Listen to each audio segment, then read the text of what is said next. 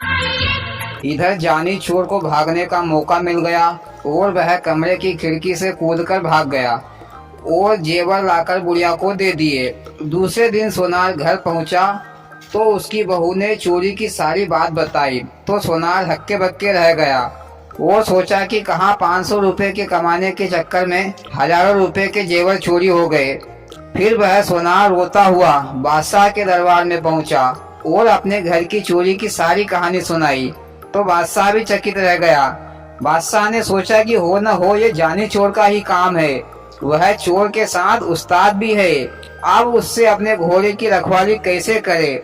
दूसरी रात को बादशाह ने फिर से ऐलान किया कि जो कोई भी घोड़े की निगरानी करेगा उसे 1000 रुपए दिए जाएंगे। पर इस बार कोई नहीं आया घोड़े की निगरानी करने के लिए। गांव वालों ने सोचा कि कहाँ 1000 रुपए के चक्कर में घर के सारे सामान से हाथ धो बैठेंगे, इसलिए कोई नहीं आया। पर एक दरोगा आया अपनी मूंछों पर ताव देता हुआ कि इस बार मैं जानी चोर को पकड़ूंगा।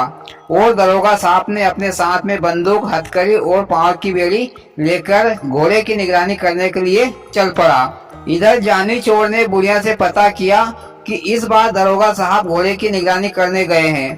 तब जानी चोर ने दुल्हन के कपड़े पहने और अपने हाथ में पूजा की थाली लेकर मंदिर की ओर जाने लगी। रास्ते में ही घुड़साल पड़ती थी जहाँ पर दरोगा साहब घोड़े पर सवार होकर घोड़े की निगरानी कर रहा था। इधर से जानी चोर दुल्हन के कपड़े पहने हुए आ रहा था तो कोतवाल ने देखा कि आधी रात में ये सुंदर स्त्री कहाँ जा रही है।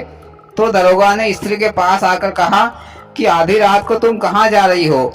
तो स्त्री ने कहा कि मैं ठाकुर जी की पूजा करने जा रही हूँ। तो दरोगा ने कहा कि हम भी तो ठाकुर है।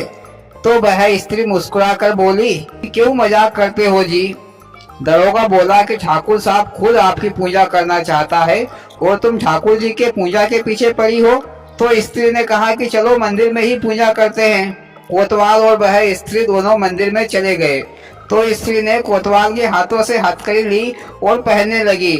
तो कोतवाल ने कहा, ये तो चोरों के पहनने के जेवर है, तुम पहनोगी तो तुम्हारी नाजुक कलाई बल खा जाएगी।